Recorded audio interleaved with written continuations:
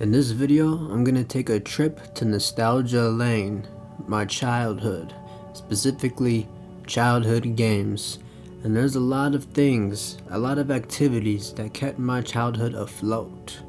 And one of those things that I'm gonna be focusing on today are childhood video games, because schoolyard activities, board games, sports activities, I could go on for hours upon hours. So I'm gonna be focusing on the video games, the niche video games, and maybe some video games you might have played too by some odd chance. So we're gonna start with computer games, PC games. And back in the day, you had to put the disc into the computer. And you know the internet always is growing rapidly, so we got a mix of online games too.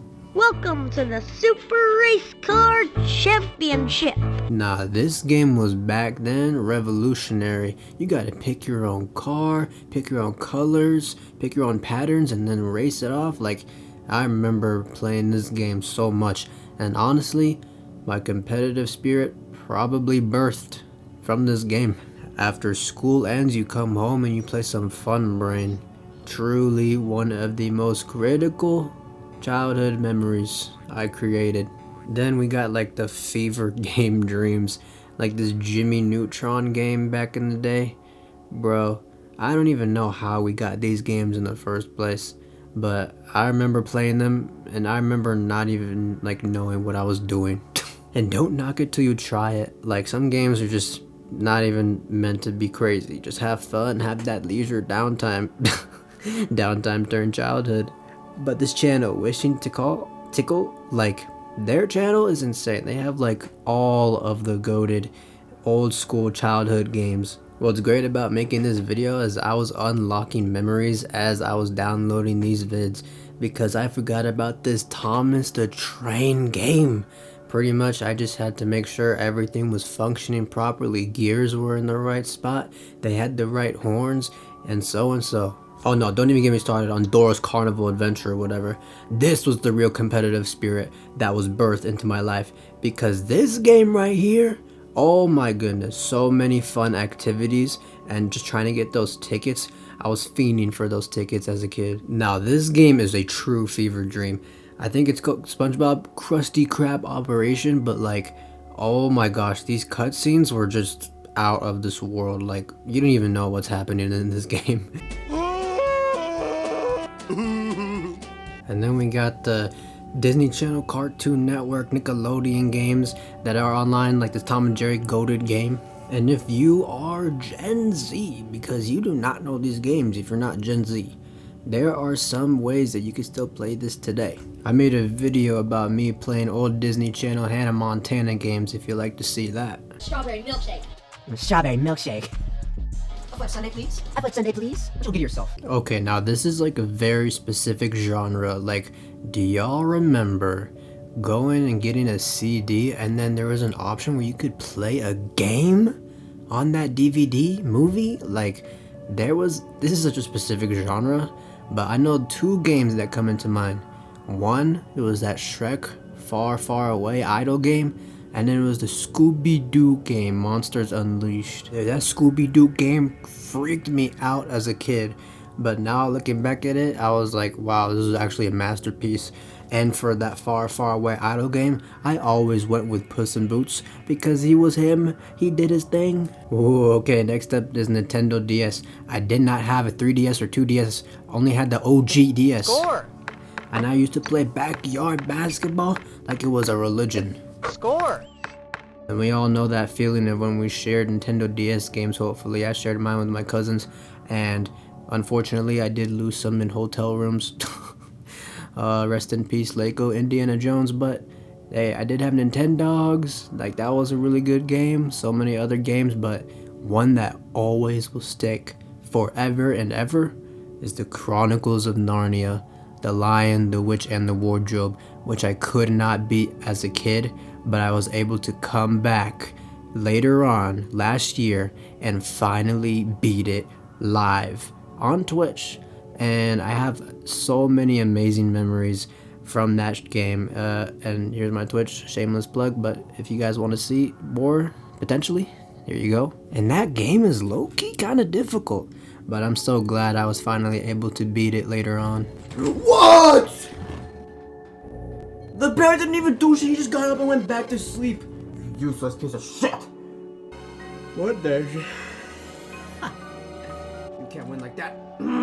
Oh! And even though there was only like 1-2 people in the entire saga of me playing that game, it does not diminish the amount of memories and the amount of happiness that came throughout that time. And it just makes me wonder, like, I have so many games I never beat as a kid. Should I go back? Do you guys want me to stream some of these games?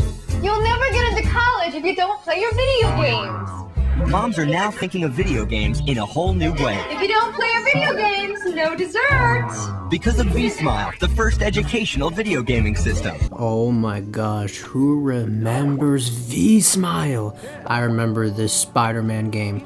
That Spider-Man game was such a revolutionary moment throughout my childhood.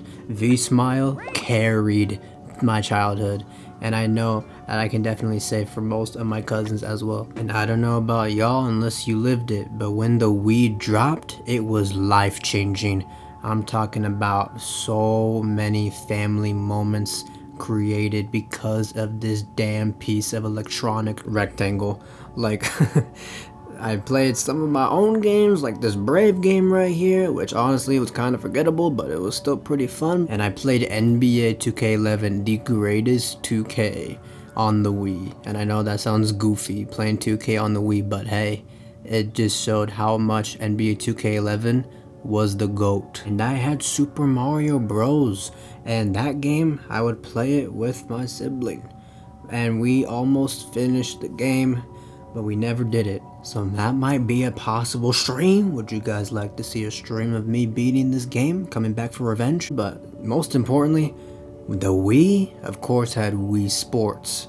Wii Sports, generational defining moment for Gen Z. Honestly, so many memories created from this. And then when Wii Sports Resort dropped, oh, forget it. Honestly, it felt like every kid was on top of the world. The PS3. Now, I'm only gonna focus on a couple of the most critical and most impactful games. The ultimate multiplayer game, Call of Duty Black Ops 2, Black Ops Zombies. And this was the game. Me and my cousins would stay up so late at night, pack-a-punching any gun we can. Man, one of the most craziest moments is when my dad surprised me with Batman Arkham City. Little did I know that that game was going to be the greatest superhero game ever made. R.I.P. Kevin Conroy. And then my introduction to Naughty Dog with Uncharted 2.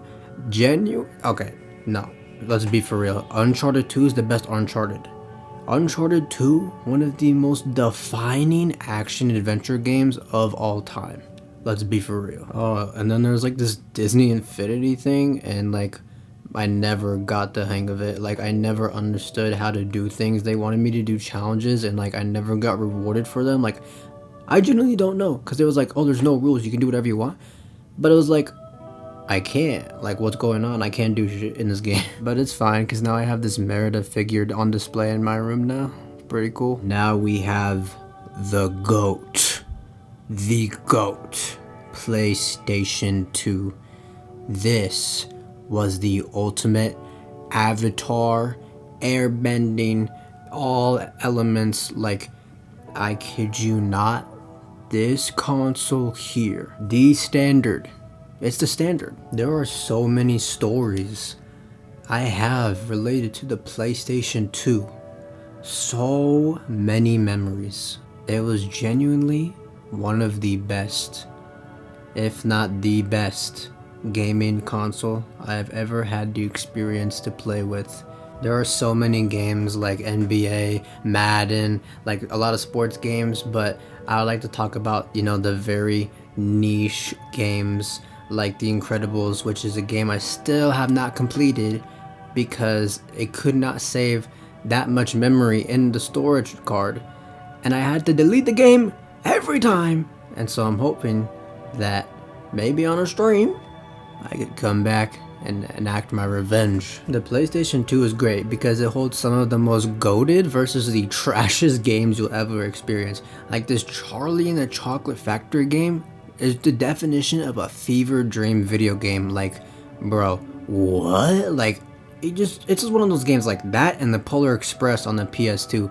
Like, you don't even know what's happening, and you can tell that a lot of this time, during this time, there was a lot of movie to video game, and now it's kind of like the opposite, like the B movie. What did the B movie have to do in order to get a video game? Like, but here's something really interesting. I could not play GTA as a kid, so this B movie game, you could get so many different cars. There was a mini map. It was low-key like semi-open world, and like this was low-key my GTA. Oh my, don't even get me started on Guitar Hero. I remember Guitar Hero, the stickers you could put on the guitars. Oh my gosh. No, but the craziest thing about this entire Guitar Hero in my childhood, so many of my family members would come through during Thanksgiving, and I'm saying everybody would come over and play Guitar Hero. The people that don't even know like how video games even work picked up the guitar and played Guitar Hero. Like, it was just revolutionary. And then SpongeBob Lights, Camera, Pants. This game was so amazing. Probably one of the best games throughout my entire childhood. Squidward to the balloon, and he picks up green. He picks up the green. Wait.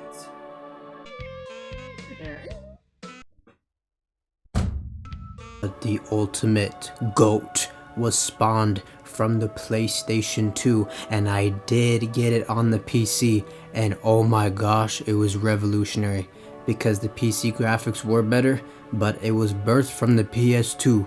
Don't get it twisted. The greatest game to ever exist in the history of all time.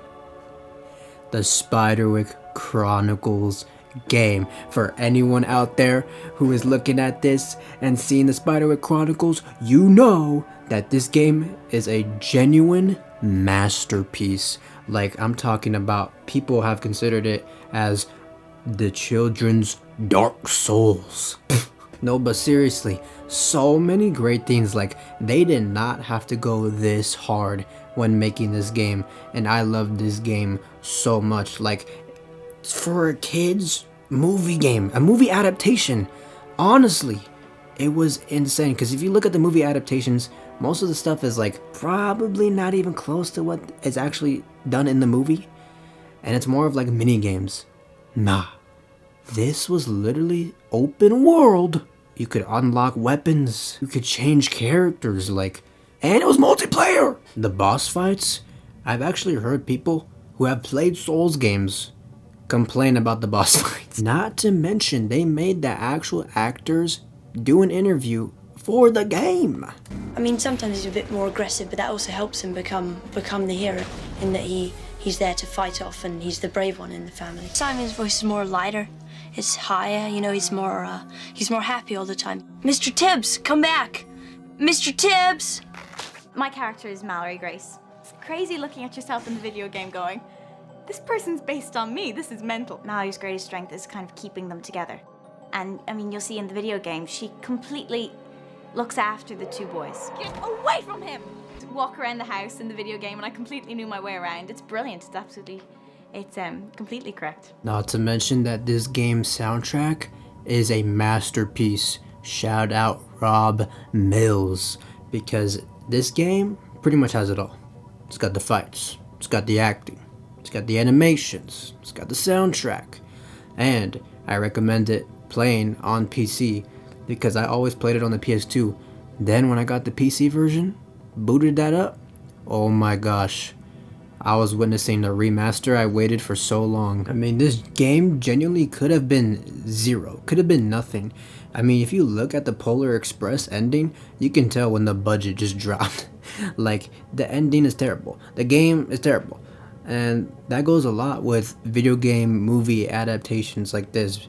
It was very popular back then. Like, pretty much if a movie drops, you're gonna get a video game on it. It was guaranteed. What I'm trying to say is that like it definitely could have gone left field so badly, and it didn't, and it ended up being my favorite game of all time, creating so many childhood memories for me. Let me know in the comments below what your favorite childhood game was and why, because I could go on with Spiderwick, I could go for days, but I'll leave that up to you in the comments. Thanks for watching.